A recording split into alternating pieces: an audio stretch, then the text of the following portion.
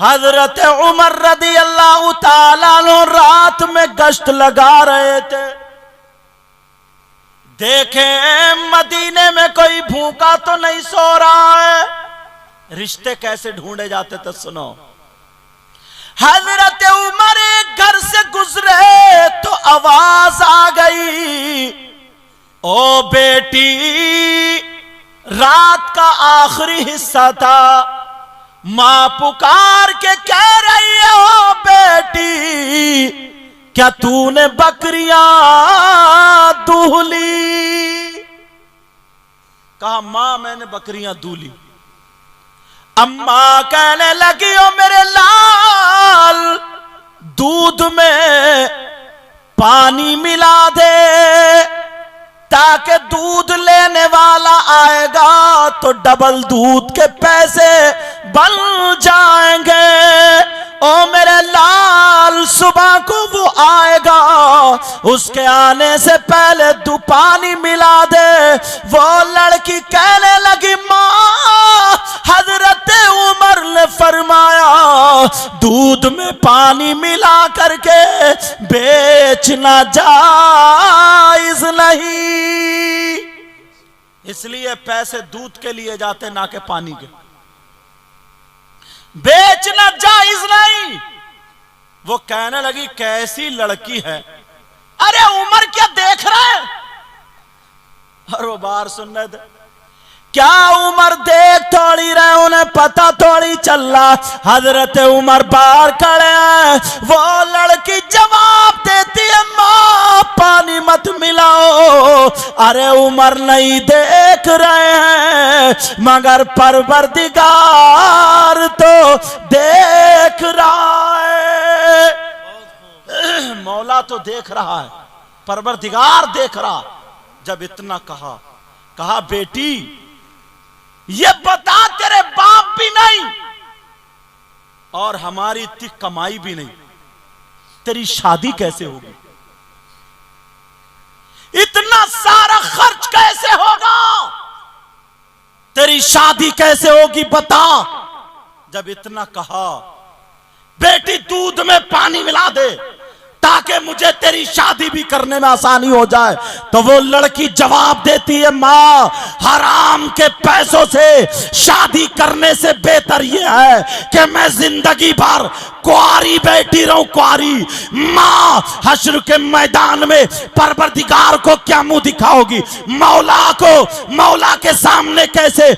और जो महबूब है मोहम्मद रसूलुल्लाह है, आका है, उस नबी को क्या चेहरा दिखाओगी? कहा, मां मैं पानी नहीं मिला सकती। अरे ऐसे हराम के पैसों से, नाजायज के पैसों से शादी करने से बेहतर है मैं जिंदगी भर कुआरी बैठी रहूं। मां पानी नहीं मिला सकती। हजरत उमर ने सुन लिया और सुनने के बाद सीधे घर चले गए। सीधे घर जाने के बाद अपनी बीवी को बताई ये नेकी और अपने तीनों बच्चों को जमा किया। करने के बाद ये कहा, फुला घर में एक लड़की है, जवान है, उसकी ये मैंने नेकी देखी है, वो घर के लिए बहू बने, बिल्कुल ठीक रहेगी। बोलो तुम में से कौन चाहता कि उससे निकाह करे? अपने तीनों बेटों से पूछो कि कौन चाहता है कि निकाह करे। हजरत उमर का एक बेटा तैयार हो गया।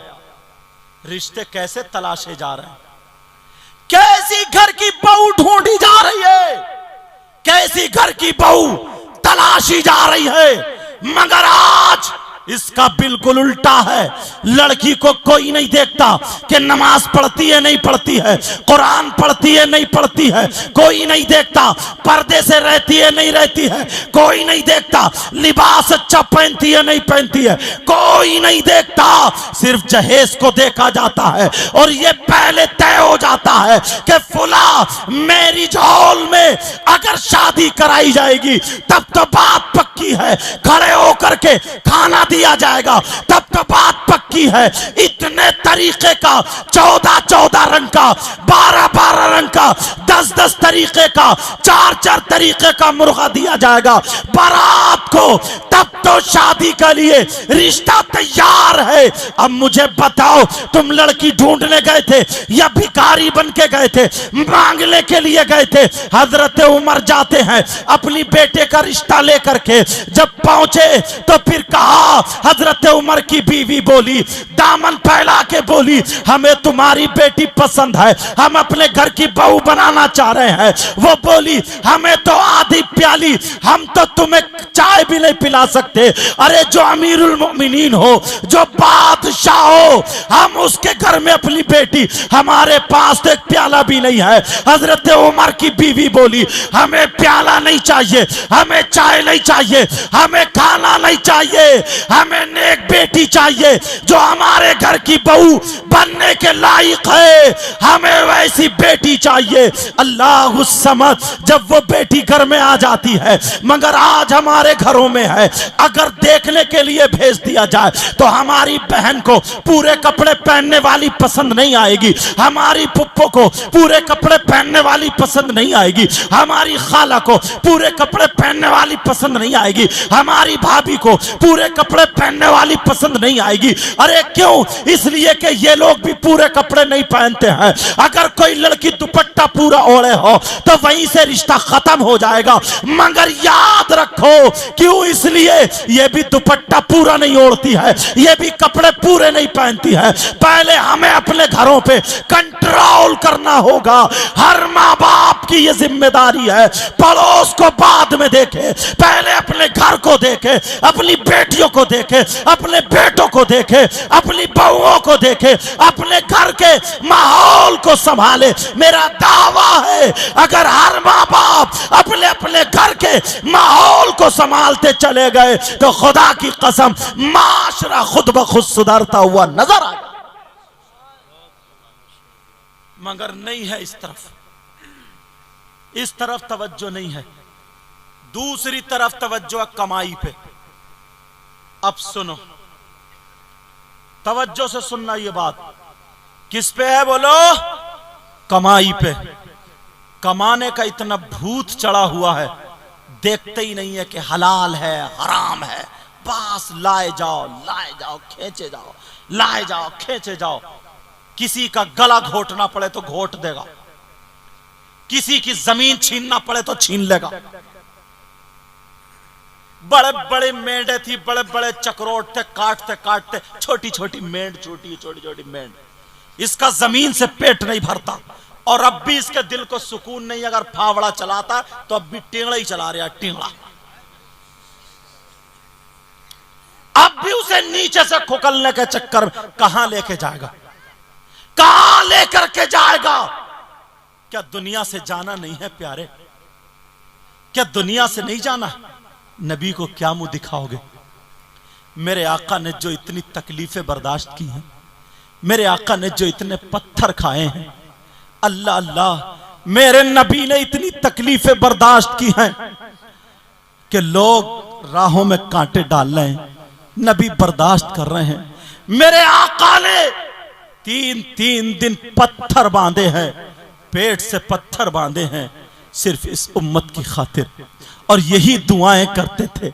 अल्लाह, वो आका, उनको क्या मुंह दिखाओगे?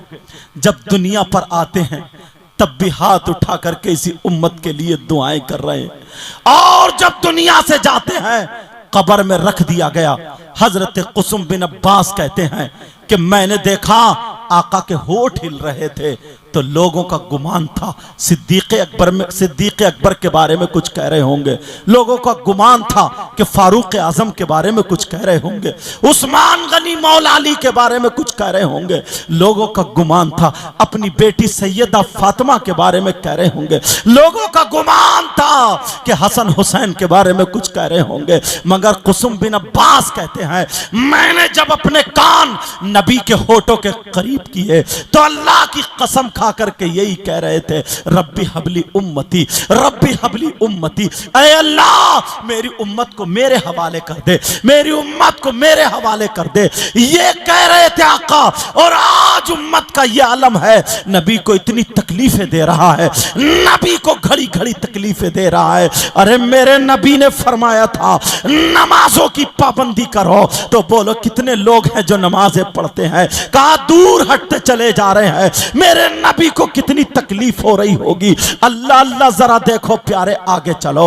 अरे मेरे नबी ने कितना कदा किया है, मुझे तारीखी वर्क याद आने लगा, अगर इजाजत हो तो बोल दूं। अल्लाह अल्लाह, मेरे नबी की उम्र शरीफ तकरीबन 60 या 59 साल को पहुंच जाती है। आज सब लोग अपने अपने गिरबान में झांकना और मेरे नबी की जिंदगी को जरा देखना, 60 या 59 साल की उम्र को हो जाती है। मेरे आका की उम्र शरीफ 60-59 साल को पहुंच जाती है। तबीयत बहुत ज्यादा नासाज है, इतनी तबीयत अलील है, इतने नहीफ हो गए, कमजोर हो गए, मेरे आका से संभल के उठा नहीं जा रहा है। अल्लाह अल्लाह, तबीयत नासाज है। अब मदीने में मेरे नबी ने एक दिन मस्जिद नबवी को तशरीफ नहीं ले गए, दूसरे दिन भी नहीं गए, तीसरे दिन मेरे नबी ने हजरत बिलाल को बुलाया, और एक रिवायत ये कहती है कि हजरत सलमान को बुलाते हैं। अल्लाह अल्लाह, बिलाल वाली रिवायत सुन लो। मेरे नबी ने बिलाल को बुलाया और बुला करके कहा,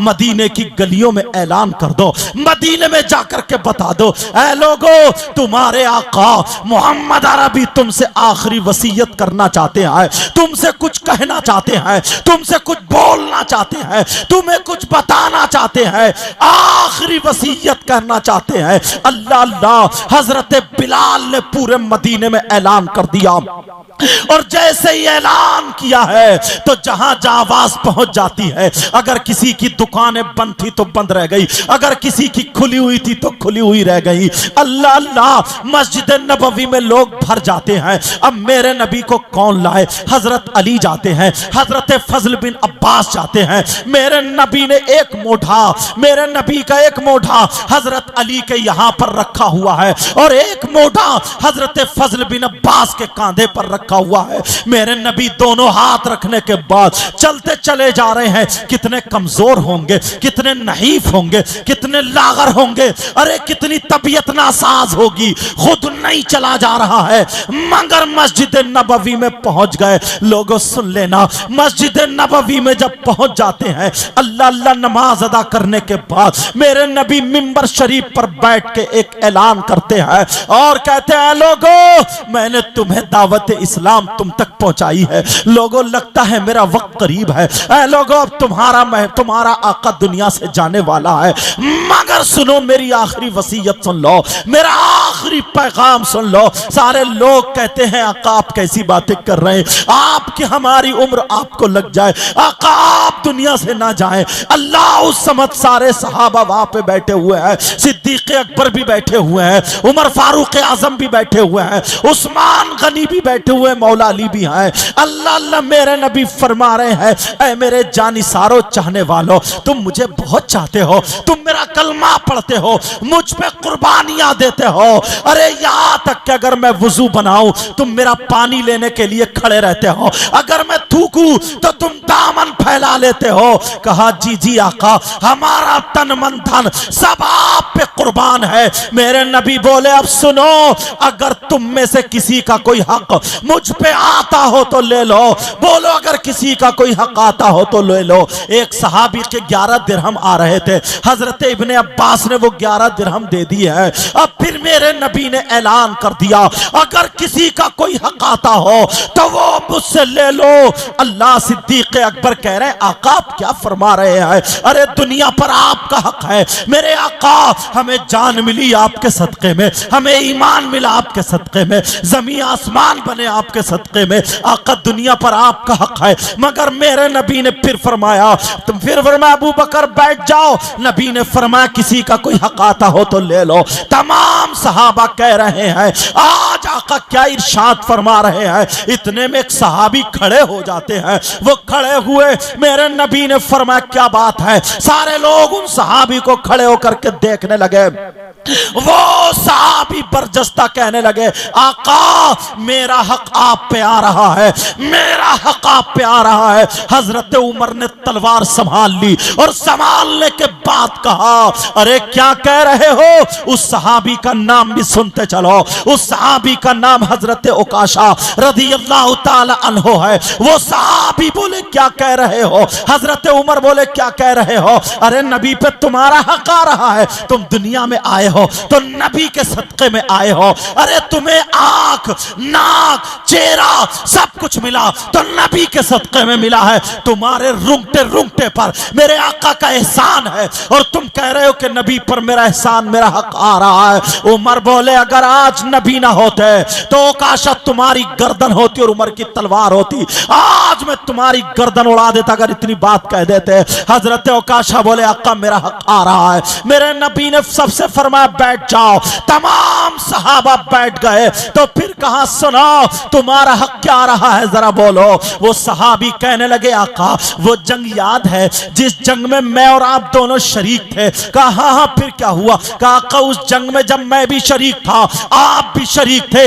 आपका घोड़ा आगे था, मेरा घोड़ा पीछे था। कहा आपने अपने घोड़े के चाबुक मारा, आपने अपने घोड़े के कोड़ा मारा। इतने में मेरा घोड़ा तेजी से दौड़ करके आपके घोड़े की बराबर में आ गया था। आका वो कोड़ा आपके घोड़े के नहीं लगा था, मेरी पीठ पे लगा था। आका वो कोड़ा, वो चाबुक मेरी पीठ पे लगा था। वो चमड़े का कोड़ा होता था। कहा मेरी पीठ पे लगा था। कहा उस कोड़े का हक आ रहा है। अल्लाह अल्लाह। हजरत अली कहते हो काशा पागल हो गए हो। अरे नबी की तबीयत नहीं देख रहे हो, मेरे आका की तबीयत कितनी नासाज है। अरे संभल के चला नहीं जा रहा है, 3 दिन से उठा नहीं गया है। क्या तुम नबी के जिस्म पर कोड़ा मारोगे, वो भी अली के होते हुए। खुदा की कसम अगर पूरी दुनिया मिलके एक तरफ आ जाए और मेरे नबी पर एक फूल की पत्ती दुश्मनी से मारना चाहे, जब तक अली के जिस्म में जान है अली के ऊपर फूल की पत्तियां, नबी के ऊपर फूल की पत्ती आने नहीं देगा। अभी अली मौजूद है। ओ काशा चाहते क्या हो। अरे तुम कोड़ा मारना चाहते हो। कहा हाँ हाँ मेरा हक आ रहा है। कहो काशा मान जाओ, नबी के जिस्म पर कोड़ा मत मारो। इतने में मेरे नबी ने कहा, मेरे नबी ने कहा अली बैठ जाओ। हजरत अली बैठ जाते हैं। ओ काशा तुम्हारा हक आ रहा है। कहा हक मेरा कोड़े का हक आ रहा है। अल्लाह अल्लाह। हजरत बिलाल रो रो करके कहते हो काशा अरे तुम्हें मारना है तो बिलाल का जिस्म हाजिर है, जितने चाहो कोड़े मार लो, 1 से लेकर के 1000 तक कोड़े मार लो, मगर मेरे आका के जिस्म पे कोड़े मत मारो। बिलाल का जिस्म हाजिर है, इनका रुंगटा रुंगटा निकाल डालो, इनकी हड्डियों का चूरा चूरा कर दो। अरे बिलाल की बोटी बोटी कर दो, बिलाल के खून का कतरा कतरा निकाल दो, मगर मैं नबी के नाम पे कुर्बान हूं, मेरे नबी के कोड़ा मत मारना। सहाबा कह रहे हैं आका नबी के कोड़ा कैसे लगेगा मौला। नबी के कोड़ा लगने से पहले पहले अल्लाह हमारी जान निकल जाए, हम अपनी आंखों से नहीं देख सकते, नबी के जिस्म पर कैसे कोड़ा लगेगा। अल्लाह अल्लाह। मेरे नबी ने कहा, मेरे नबी ने कहा ओ काशा तुम्हारा हक आ रहा है। बिलाल बोले मेरे जिस्म पे मार लो। हजरत ओकाशा बोले आका अगर मैं बिलाल के जिस्म पे मारूं तो क्या मेरा हक अदा हो सकता है। मेरे नबी ने फरमाया नहीं हो सकता। ओ नौजवान जरा सुन ले, जरा सुन ले। आज वो नबी है, पैगंबर इस्लाम है, जो एक गुलाम से कोड़ा खाने के लिए तैयार है, मगर तू अपने बाप की सुनने के लिए तैयार नहीं है, अपने बाप की तरफ को नजरें टेढ़ी करता है। ओ बहन छोटी बच्ची तू सुन ले, अपनी माँ की तरफ नजरें टेढ़ी करती है। अरे तेरी माँ ने तुझे 9 महीने पेट में रखा, तेरे बाप का कमाते कमाते लाल खून काला पड़ गया है, मगर आज तू अपने बाप को आंखें दिखाता है। मेरे नबी की जिंदगी अपने घरों में ले आ। मेरे नबी कोड़ा खाने के लिए तैयार है। कहा ओ काशा को कोड़ा दे दो, कोड़ा मारे। हजरत अली बोले ओ काशा अभी अली मौजूद है, कोड़े मार लो। लो अली के मारो, जितने चाहो मारो, अली का सुरमा बना दो। मगर अली उफ तक नहीं कहेगा। मगर नबी के जिस्म पे मत मारो, मेरे नबी के जिस्म पे मत मारो। ओ काशा कहने लगे आका अगर मैं नबी के अगर मैं अली के जिस्म पे मारूं तो क्या कोड़ा मार के हक अदा हो जाएगा? मेरे नबी ने फरमाया नहीं हो सकता। इतने में कहो काशा कोड़ा दे दो, काशा को बिलाल कोड़ा दे दो। नबी ने कहा कोड़ा दे दो। सहाबा की सिसकियां निकल जाती हैं, सहाबा रो रहे हैं। अरे अभी तो काशा बहुत अच्छे थे, नबी के नाम पे कुर्बान होते थे, अब क्या हो चला है? अरे मेरे आका के कोड़ा मारने के लिए तैयार है। ओ काशा ने रोते हुए कोड़ा दिया। ओ काशा लो कोड़ा लो। अल्लाह अल्लाह। ओ काशा के हाथ कप कप, ओ काशा नहीं बिलाल के हाथ कप कप आ रहे। लो काशा कोड़ा ले लो। ओ काशा कहते हैं आका जिस वक्त मेरी पीठ पे कोड़ा लगा था तो बिलाल का कोड़ा नहीं था आका, आपका कोड़ा था। अगर मैं बिलाल के कोड़े से मार लूं तो क्या कदा हो सकता है? मेरे नबी ने फरमाया नहीं हो सकता, नहीं हो सकता। कहा बिलाल जाओ, मेरी बेटी खातून जन्नत के घर चले जाओ, मेरी बेटी लख्ते जिगर फातिमा के घर चले जाओ, मेरी बेटी नूर नजर जन्नती औरतों की सरदारा फातिमा ज़हरा के घर चले जाओ और कहना अपने अब्बा जान वाला कोड़ा दे दो। हजरत बिलाल रोते हुए चलते चले जा रहे। अल्लाह अल्लाह। बिलाल कभी इतना ना रोए थे जितना आज रो रहे हैं। बिलाल रो रो करके चले जाते हैं और मैं खातून जन्नत की चौखट पे बैठ कर रोने लगते हैं और रो करके कहते हैं खातून जन्नत अपने अब्बा जान वाला कोड़ा दे दो। खातून जन्नत ने आंखों में आंसू देखे, कहने लगी बिलाल बोलो क्यों कोड़ा मंगाया जा रहा है? कहा बिलाल ने छुपाना चाहा। अरे बेटी है, बेटी का दिल फट जाएगा। कहा मुझे तो हुक्म हुआ कोड़ा ले आओ। कहा बिलाल तुम्हें पता जरूर है, अरे मैं जानती हूं तुम्हारी आंखों में आंसू। जब तुम्हें मक्के की गलियों में खचेड़ा जा रहा था, तुम्हारी जबान पे गरम गरम लोहा रखा जा रहा था, तब भी बिलाल तुम नबी का कलमा पढ़ रहे थे, मुस्कुरा रहे थे, मगर आज तुम्हारी आंखों में आंसू हैं। बिलाल बोलो क्या बात है? कहा बिलाल जब उमैया नीचे से कांटे थे लोहे के और ऊपर से पत्थर सीने पर रख के गन चला रहा था और ये कह रहा था कि नबी का कलमा छोड़ो, मगर तुम मुस्कुरा मुस्कुरा के नबी का कलमा पढ़ रहे थे, आज तुम्हारी आंखों में आंसू कैसे हैं? बोलो। बिलाल कहने लगे फातिमा खातून जन्नत, वो एक सहाबी है जिसका नाम काशा है। मेरे नबी ने कहा अगर किसी का कोई हक आता हो तो कोड़ा ले लो। हजरत बिलाल ने पूरा वाकया बता दिया। फातिमा सुनती जा रही है, रोती जा रही है और रो करके कहने लगी क्या मेरे अली वहां पे नहीं है? क्या मेरे अली वहां पे मौजूद नहीं है? तो फिर अली सामने क्यों नहीं आए? कहा फातिमा अली है। अली ने कहा मेरा सुरमा बना दो, मगर फिर भी वो ना माने। नबी ने कोड़ा लेकर के भेजा है लेने के लिए। बिलाल वहां पर मौजूद है। मेरे नबी की बेटी कहती है ऐनल हसन वल हुसैन तालै इलैया। दोनों हसन हुसैन कहाँ है? जरा करीब आ जाओ। हसन हुसैन आ जाते हैं। दोनों बच्चों को प्यार किया, हुसैन को पकड़ा, बेटा जा आज तू अपने नाना पे कुर्बान हो जाना, जा मेरे लाल अपने नाना पे कुर्बान हो जाना। हसन जाओ देखो कौन तुम्हारे नाना के कोड़े मार रहा है। और खातून ने जन्नत बोली बिलाल मेरे दोनों ये लख्ते जिगर हैं, नूरे नजर है, इनके जितने चाहो कोड़े मरवा देना। उकाशा से कह देना कि मेरे हसन हुसैन के जितने चाहे कोड़े मार ले, मगर मेरे अब्बा की तबीयत नासाज है, 3 दिन से ढंग से खाना नहीं खाया, आका से पानी नहीं पिया जा रहा है।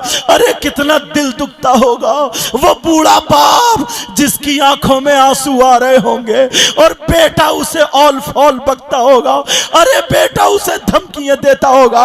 तुमने कभी मेरे नबी की जिंदगी सुनी है? प्यारे आज नबी की जिंदगी सुन लेना। आज आज मेरे नबी उधर बिलाल बगल में कोड़ा दबाते हैं, हसन हुसैन का हाथ पकड़ के रोते हुए चल देते हैं। भैया हुसैन बोले भैया कौन है उकाशा? हसन बोले पता नहीं भैया कौन है। दोनों बच्चे जा रहे नाना पे कुर्बान होने। अरे छोटे छोटे बच्चे हैं, खूबसूरत बच्चे हैं, अल्लाह अल्लाह, दोनों लचहीते हैं, लाडले हैं। मेरे हसन हुसैन दोनों चलते चले जा रहे हैं, बिलाल की उंगली पकड़े हुए। हसन हुसैन दोनों बिलाल की उंगली पकड़े हुए। जब नाना को देखा उधर सहाबा सिसकियों से रो रहे थे और कह रहे थे ओ काशम मान जाओ मान जाओ। जब हुसैन ने नबी को देखा, हुसैन पाक ने अपने नाना को देखा, बिलाल का हाथ छोड़ के नाना को जाके चिपट गए। अरे नाना को हिला दिया और गर्दन में हाथ डाल के कहा नाना कौन है उकाशा जो आपके जिस्म पे कोड़ा मारना चाहता है? नाना मेरी अम्मी जान ने कहा बेटा नाना के ऊपर कुर्बान हो जाना। कहा नाना आज हम कुर्बान होने आए हैं, एक तरफ हसन है एक तरफ हुसैन है। कह रहे नाना उकाशा का हमें चेहरा तो दिखा दो। अल्लाह अल्लाह, ये छोटे से बच्चे कह रहे नाना नाना आपके कोड़ा लगने नहीं देंगे। आज हमने अपनी अम्मी जान की आंखों में आंसू देखे। नाना मेरी माँ घर में रोती हुई रह गई है और हाथ पकड़ के दे दिया जा मेरे लाल, आज नाना पे कुर्बान हो जाना। हजरत इमाम हुसैन बोले आका की आंखों में आंसू आ गए, उकाशा भी रोने लगे, साहबा की सिसकियां लग गई। मेरे नबी बोले अली मेरे बच्चों को ले लो, मेरे बच्चों को बचा लो अली। अरे इनकी बातें मुझे रुला रही है। अरे मेरे नवासों की जिंदगी तो देखो।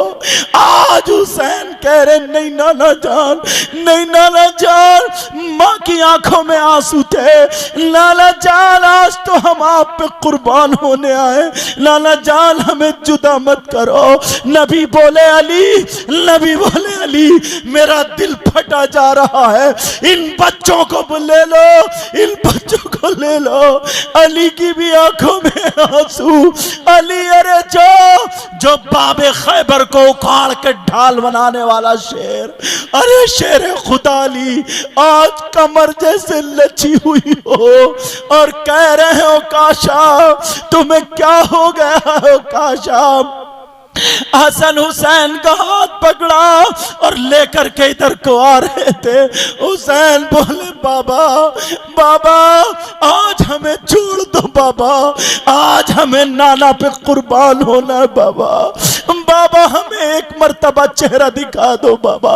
उकाशा है कौन? आज मेरी माँ को रुला दिया है, आज मेरी माँ की आंखों में आंसू है। क्या बाबा हमें छोड़ दो। अरे हुसैन हाथ खींच रहे हैं, बजान छोड़ दो, आज हमें नाना की गोद में रहने दो। नबी से जब बर्दाश्त नहीं हुआ खाली मेरे पास ले आओ। दोनों बच्चों को हुसैन को हसन को प्यार करके कहा जाओ मेरे लाल ये हक मेरा ही है। कहा बिलाल उकाशा के हाथ में कोड़ा दे दो, उकाशा के हाथ में कोड़ा दे दो। और जैसे ही उकाशा के हाथ में कोड़ा दिया सिसकियां निकल जाती हैं। हुसैन की आंखें बंद कर ली अली ने, एक हाथ से हसन की आंखें ढक ली अली ने, कई बच्चों के मुंह से कुछ निकल ना जाए। अरे ये नबी के घराने के बच्चे हैं, अहले बैत अतार है। अल्लाह अल्लाह हसन हुसैन को सीने से लगा के आंखों पे हाथ रख लिया। उकाशा के हाथ में कोड़ा है, बार बार उमर उठते हैं और कहते हैं उकाशा आज अगर नबी ना होते तो तुम्हें दिखाता, तुम पर तुम्हारा किस पे हक आ रहा है। मगर मेरे नबी बोले तफद्दल बिल जुलूस या उमर, इजलिस या उमर हाउला। ए उमर बैठ जाओ, उमर बैठ जाओ, उमर बैठो। नबी के सामने कौन बोल सकता है? उमर बैठ गए। ओकाशा ने जब कोड़ा लिया, मेरे नबी बोले ओकाशा कोड़ा मारो। अरे प्यारो, नौजवानों में हाथ जोड़ के कह के जाता हूं, जो अपने माँ बाप को सताता है, इन्होंने बड़ी मेहनत से ये जलसा किया है। कारी नईम साहब और इनके साथियों ने, हजरत अल्लामा रियाजुद्दीन साहब भी मौजूद हैं और सारे उलमा यहाँ पर मौजूद हैं। वो कमेटी वाले हजरात और वो अशफाक भाई सारे मेहमानों को खाना खिलाते हैं। ये किसकी मोहब्बत में? आका की मोहब्बत में। अगर मैं चाहता तो तुम्हें हर 2-4 मिनट पे नारे लगा के नोटों का चट्टा तुम लगा सकते थे, मगर प्यारे चाहता ये हूं, अगर तुम्हारे 2 आंसू निकल जाए और अपने गुनाहों से तौबा कर लो तो इनकी भी मेहनत वसूल हो जाए, मेरी भी मेहनत वसूल हो जाए। सिर्फ मकसद यही है। आज जिसको तुम मदरसा कह रहे हो, ये दीन की फैक्ट्री है। 10 हाफिज कुरान हुए 10। अरे तुम्हें क्या पता कौन, जैसे आज हम बैठ के तकरीरें कर रहे हैं, एक दिन वो भी था, मैं भी जब हाफिज था। हजरत अल्लाह मौलाना सज्जाद साहब अगर यहाँ पे हो, उनकी तबीयत नासाज है, अल्लाह उनको शिफा कामिल आजिल अता फरमाए। ऐ अल्लाह हुसैन के सदक़े में शिफा अता फरमा दे। जब मैं छोटा सा था तो उन्होंने बुलाया था कुरान सुनाने के लिए। आज उन्हीं के गांव में कुर्सी पे बैठ के तकरीर कर रहा हूं। तुम्हें क्या पता कौन इन बच्चों में आलिम बने, कौन मुफ्ती बने, कौन क्या बने? अल्लामा रियाजुद्दीन साहब, इनसे पूछो। इन्होंने पहली, जब मैं छोटा सा था तो उन्होंने बुलाया था कुरान सुनाने के लिए। आज उन्हीं के गांव में कुर्सी पे बैठ के तकरीर कर रहा हूं। तुम्हें क्या पता कौन इन बच्चों में आलिम बने, कौन मुफ्ती बने, कौन क्या बने? अल्लामा रियाजुद्दीन साहब, इनसे पूछो। इन्होंने पहली फारसी तुम्हारे यहां, फिर इधर भुड़वारा, इधर से शुरू करने के बाद जामिया कादिर मुबारकपुर अशरफिया पहुंचे। आज ये बेहतरीन आलिम और कितने लोग उलमा जिनके नाम मैं नहीं जानता हूं मगर इतने कामयाब है। प्यारे, ये बातें लेकर के जाना, मैं तुमसे हाथ जोड़ के कह के जाता हूं, अगर तुम आलिम ना बन सके तो माँ बाप के गद्दार मत बनना। अगर तुम मौलवी ना बने, मेरे बच्चों, मेरे भाइयों, ये पैगाम तुम्हारे लिए है। माँ बाप के नाफरमान मत बनना, माँ बाप के नाफरमान मत बनना। अरे माँ बाप के फर्मा बरदार बनना। ओ बच्चियों, मैं तुमसे भी कह के जाता हूं, माँ का कहना कभी मत टालना। अरे ये मेरे नबी हैं, गुलाम से कह रहा कोड़ा मारो। ओकाशा के हाथ में कोड़ा है और जैसे ही कोड़ा लिया, मेरे नबी की इतनी तबीयत खराब मगर फिर भी कोड़ा खाने को तैयार है। कहा कोड़ा मारो। और जब इतना कहा, ओकाशा बोले आका, जिस वक्त मेरे हाथ में कोड़ा मेरे हाथ में कोड़ा था, आपके हाथ में कोड़ा था, और आपका जो कोड़ा लगा था, अगर आपके जिस्म पर कमीज नहीं थी, आपके जिस्म पर चादर नहीं थी, आपके जिस्म पर कोई ऊपर, यहां से ऊपर को कपड़ा नहीं था, और आप अभी मुजम्मिल वाली चादर ओढ़े हैं, मेरी तरफ तवज्जो दो। वो हुफ्फाज़ किराम आ रहे हैं, इन्हीं की दस्तार होनी है। जरा सुनो, ये हाफिज कुरान है मगर ये बात मेरी सुन लो, तवज्जो इधर रखो। काका, जिस वक्त आपका कोड़ा लगा था तो मेरे जिस्म पर कोई कमीज नहीं थी आका।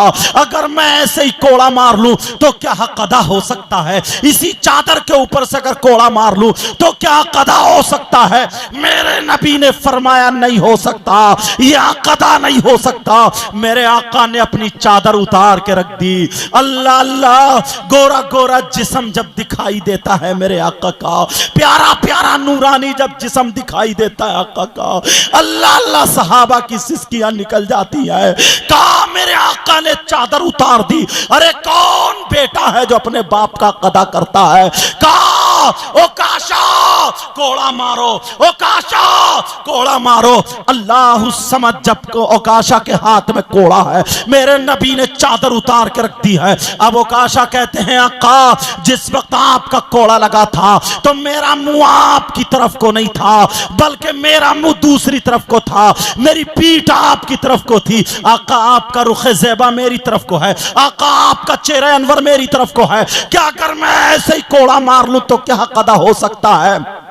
मेरे नबी ने फरमाया नहीं हो सकता।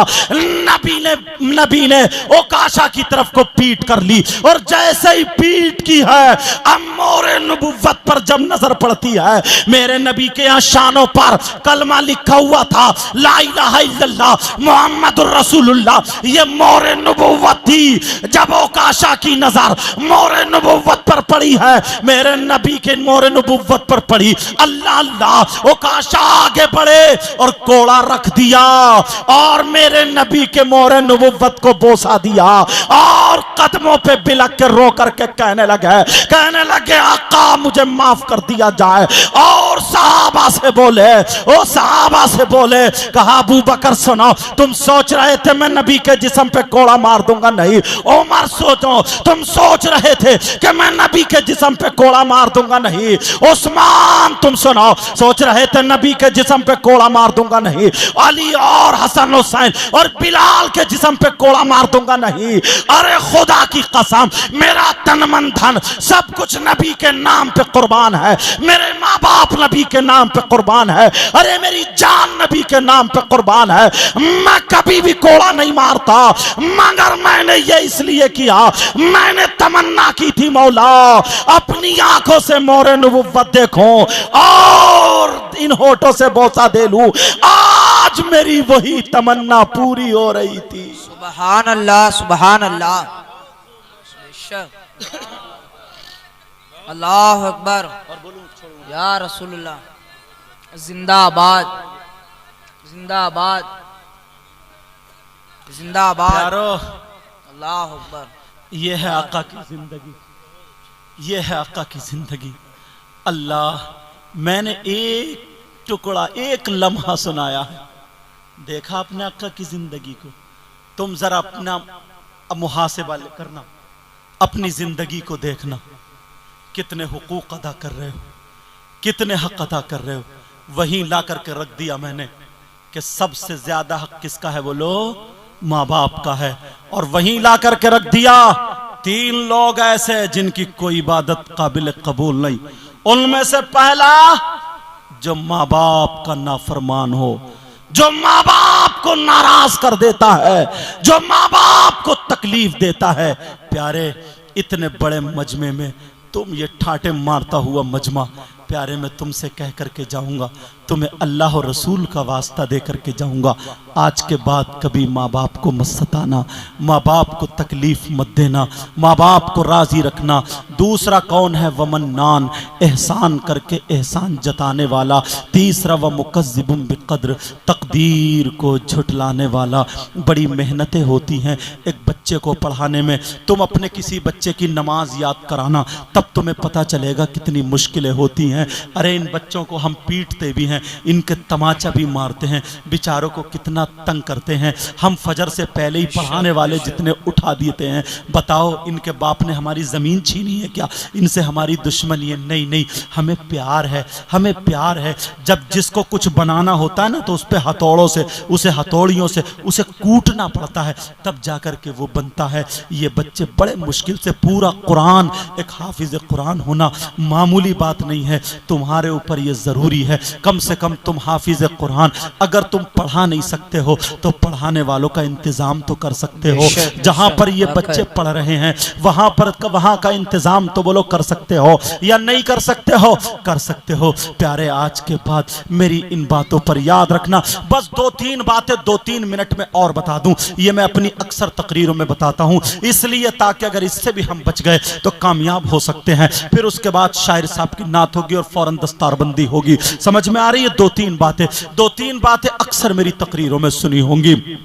अल्लाह अल्लाह अल्लाह, कुछ लोग ऐसे होंगे, मेरे नबी बयान फरमा रहे थे, हश्र का जब मैदान होगा, हश्र के मैदान में जैसे यहाँ सारे लोग वहाँ होंगे, हमारा चेहरा आगे को है, सब लोगों का चेहरा आगे को है, मगर नबी ने फरमाया हश्र के मैदान में कुछ लोग ऐसे होंगे जो 2 चेहरे वाले होंगे, जिनका आगे को भी चेहरा होगा और पीछे को भी चेहरा होगा। अरे दूर से पहचाने जाएंगे ये लोग कौन है, जिनका चेहरा आगे को भी है, जिनका चेहरा पीछे को भी है। कितने भयानक लगते होंगे। अगर तुम्हारे गांव में आकर के कोई 2 चेहरे वाला घूम जाए तो लोग पढ़ना फूंकना शुरू कर देंगे। हश्र के मैदान में होंगे। आका से सहाबा ने पूछा, अर्ज किया, आका ये कौन लोग हैं जिनके 2 चेहरे होंगे? नबी ने फरमाया ये वो लोग हैं जो इधर की उधर करते हैं और इधर की उधर करते हैं, आपस में लड़ाइयां करते हैं, झगड़े करा देते हैं, चुगली करते हैं, गीबत करते करते हैं, इधर की उधर लगा देते हैं। प्यारो ये बात याद रखना, आज के बाद कभी गीबत मत करना, आज के बाद चुगली मत करना, आज के बाद इधर से उधर मत करना, किसी के रिश्ते मत कटवाना, रिश्ते मत तोड़वाना। इतने प्यारे हो जाओ, इतने प्यारे हो जाओ। छोटो बड़ों की इज्जत करो, अपने इमामों की इज्जत करो, आलिमों की इज्जत करो, नमाजियों की इज्जत करो, हाजियों की इज्जत करो, माँ बाप की इज्जत करो। खुदा की कसम इतने प्यारे हो, अगर तुम खाओ तो तुम्हारे खाने की अदा बोले नबी नबी, तुम्हारे पीने की अदा बोले नबी नबी, तुम्हारे चलने की अदा बोले नबी नबी, तुम्हारी हर अदा बोले नबी नबी। अरे जब तक दुनिया में रहो तुम्हारी सारी अदाएं बोले नबी नबी, और जब तुम्हारा जनाजा जाता हो तो हर गली से फरिश्ते कहे ये जा रहा है गुलाम नबी, गुलाम नबी, गुलाम नबी। बोलो 5 वक्त की नमाज पढ़ोगे? हाथ उठाओ, वायदा करो मुझसे, हाथ उठाओ, हाथ उठाओ सब लोग। 5 वक्त की नमाज पढ़ोगे? बोलो इंशाअल्लाह। किसी की गीबत तो नहीं करोगे, चुगली तो नहीं करोगे, शराबे तो नहीं पियोगे, किसी की बहन बेटी तो नहीं तकोगे, माँ बाप की नाफरमानी तो नहीं करोगे? बोलो। और इमामों का कहना मानोगे, आलिमों का कहना मानोगे, और आज से हलाल कमाओगे और हलाल खाओगे। बोलो इंशाअल्लाह, इंशाअल्लाह। मेरे साथ में पढ़ो सब लोग, अस्तगफिरुल्लाह रब्बी मिन कुल्ली ज़ंबिन व अतूबु इलैहि या अय्युहल्लज़ीना आमनुत्तकुल्लाह। ए ईमान वालो, अल्लाह से डरो, हक़्क़ तुक़ातिही, जैसा कि उससे डरने का हक है।